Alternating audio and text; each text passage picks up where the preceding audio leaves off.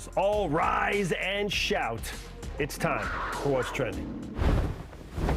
And What's Trending centers once again on BYU football, specifically Caleb Etienne, a massive offensive lineman, transfer and literal human being at a left tackle at Oklahoma State. Started all 13 games for the Cowboys last year, Jarom.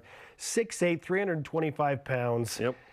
There's some controversy surrounding him because Mike Gundy, his head coach, alluded to, well, he felt like he lost his starting job, so he just essentially kind of quit on the team and left. Feels like that's not alluding. Feels like that's just stating. Yeah.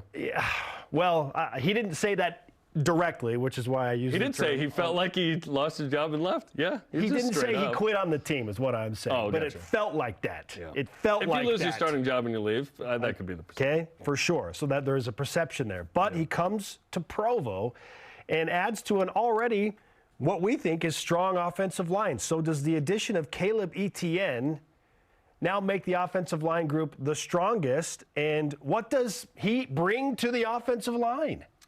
I'm not sure if it's the strongest. It might be. Certainly provides some depth. I want to talk about him for a second. So he had 1,002 snaps last year on offense, which is awesome. So just great experience. The starting left tackle at Oklahoma State. Didn't have a great PFF grade, 51.0. Topped out at 69.7 against Wisconsin and TCU. So did well in 2 big games. Pass blocked 76.0 plus in 5 games. So you see the opportunity there. He was the number 2 JC tackle coming out in 2021. He's going to compete for time at right tackle. Perhaps he's the starter. Braden Keim certainly feeling like he could be the starter as well. So there'll be a good competition at that right tackle spot, I would think. 2 years of eligibility, which is great. Also some insight into Oklahoma State, which is your regular season finale coming up in late November. So I really like the ad. It's another Power 5 transfer. It's not a guy who was a backup who is hoping to maybe crack the lineup. This is a guy who started all 13 games for Oklahoma State. Obviously, can't teach 6'8", but BYU loves its tackles at 6'8". Ask Blake Freeland and others, Braden Keim, and so on and so forth. So this is an awesome get. I really like this. I love the depth, as you mentioned, on offensive line specifically. Kingsley Suamati at left tackle. Let's just put in Paul Maile perhaps at left guard. Connor Pay at center. Perhaps Waylon Lapuahu at right guard or switch at left guard, whatever. Maybe Caleb Etienne is the starting right tackle. That's great because he brought in Ian Fitzgerald from Missouri State. You have Peter Falanaiko, Tyler Little, Lee Salatai, and others competing for backup spots. You need depth at that position.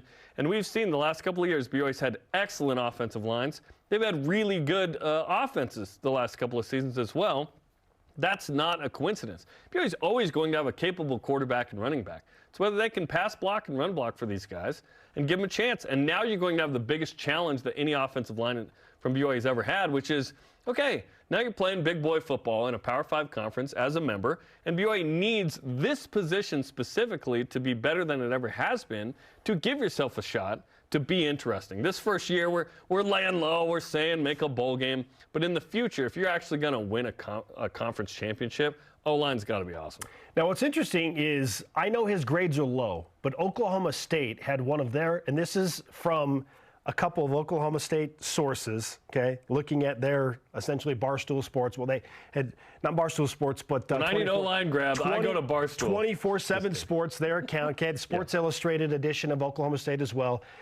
They all said concurrently that Oklahoma State has, basically, they're one of the worst offensive lines as a whole in the last 20 years. So how much does his individual score, or how much was it impacted by what those around him did or did not do? Like, I would think you could still score high because when you're the left tackle, you are one-on-one. I mean, what does the right guard have to do with you in that? Well, if you do your assignment and somebody comes on a blitz, like, what I'm saying is, and was told this by Daryl Funk, BYU's offensive line coach, is you got to be careful with those because it's not all about the individual. It feels like that, but he's like, it's not necessarily because PFF doesn't know specifically what our individual assignments might be. They think they know, but if they don't know, like, they could see something and be like, oh, he made the mistake. Like, let's dock him on that. But 51 is enough to go, okay, there's certainly some room for growth. Not saying that. Like, there's certainly growth. It's hard to argue that this dude's a first-team All-American with a 51 grade. Did anybody on that offensive line have a good PFF grade? And the answer is no.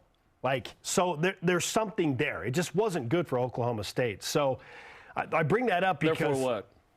I feel like we can't put all of the stock into, well, he's 51. It is what it is. Yeah, I don't put all stock into any number. Like you put him on BYU's offensive line last year, his number is going to be higher. He's not starting at BYU probably last year. His number will be higher. Like, Harris LaChance is good enough to be the right tackle. You put him on BYU's offensive line this year, his numbers are going to be better because I feel like he's into a better scheme, a more tenured coaching staff and situation. And, yeah, BYU's had nice offensive lines the past few years. So, what I want to do is I just want to be fair to the situation. Like, while his grade was not good, like, totally get it. And I want to be fair and bring it up. We can't just ignore it. Sure, like, I'm glad you did. Just because it's inconvenient. But I'm going to that's not inconvenient. I'm just defending it. No, it is inconvenient because it's low. So we want to be like, well, but don't worry about that. Oh, I'm not saying not worry about it. We should worry about everything and nothing at the same time. Yeah. Okay, so the 51, totally get it. Yeah. But his offensive line around him was so bad, and the Pro Football Focus, while they do a great job, Jarom Funk said sometimes you just don't know. Like, they think they know what the assignment is, but they don't really know. And so some guys get docked where other guys actually were doing their assignment. Yeah, and I don't read into, if he was 100, he'd be in the NFL draft. So it's all good. Like, yes, metrics are something, but they're not everything. Yeah. You have to take into account everything. Sure. But let's say this guy did get beat out at left tackle, and therefore he left. I don't care. He's at BYU now. I don't freaking care what Oklahoma State's doing at left tackle. I worry about BYU, right? And hopefully BYU can win that matchup against their defensive end on the left side against him at right tackle, perhaps.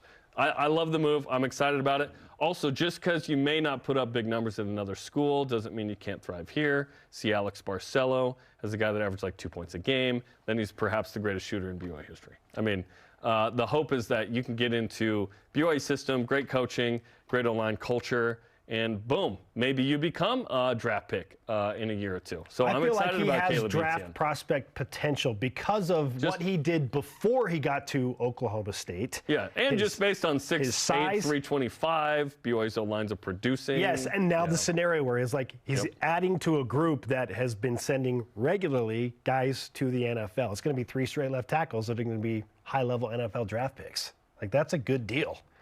And he might be the starting left tackle in a year. Who knows? Could be. After you started 13 games. Might be the next guy. Albeit with bad PFF grades, but still for a Power 5 program. Yeah. I like this because now I feel like the offensive line is probably the deepest position group on this BYU football team. All right, let's take a look at today's topic 2.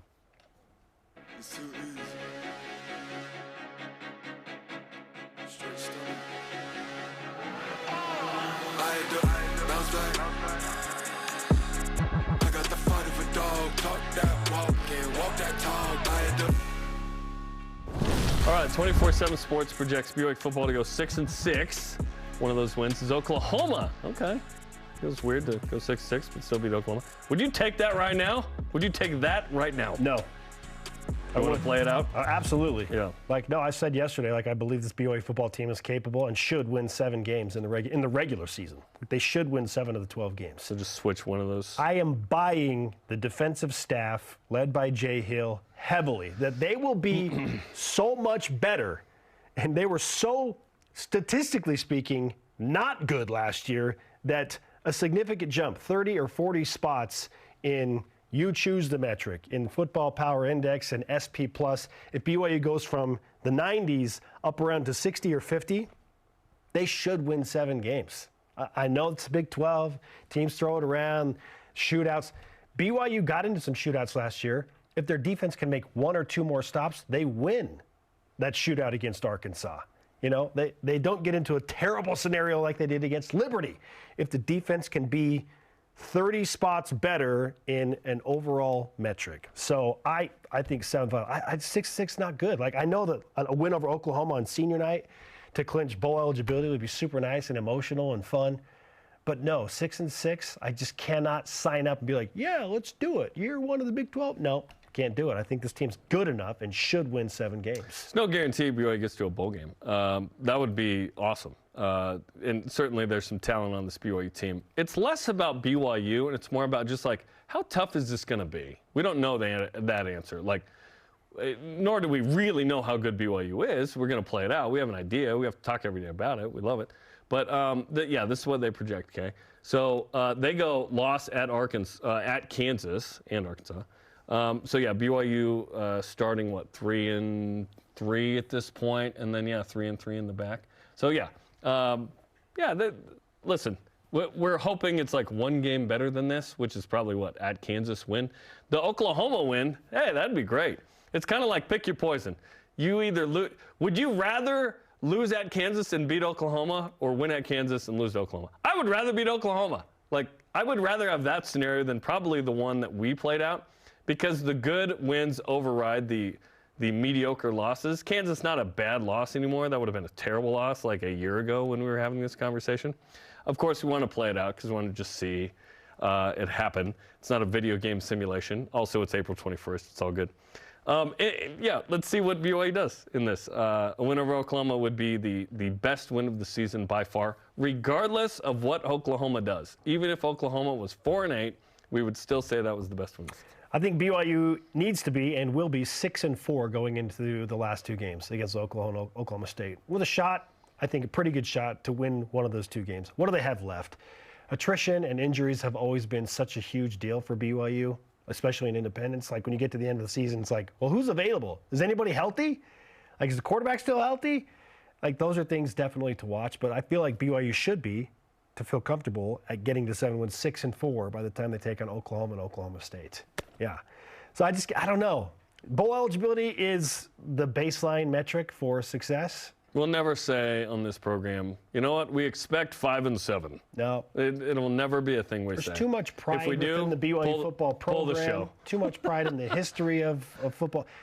And the coaching staff's too good. Their talent's too high. I'm telling you, I'm buying the staff. Ever expect that. That doesn't mean BYU will never do it, okay? Because we did not see 4-9 coming in 2017, right?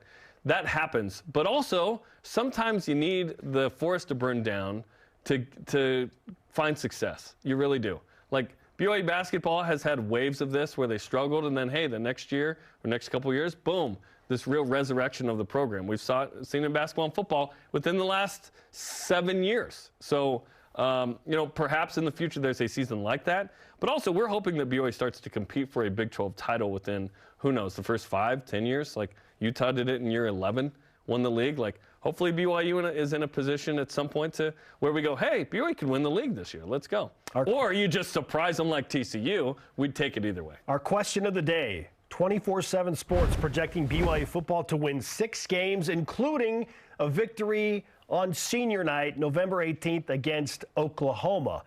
Would you take 6-6 with that victory over Oklahoma right now?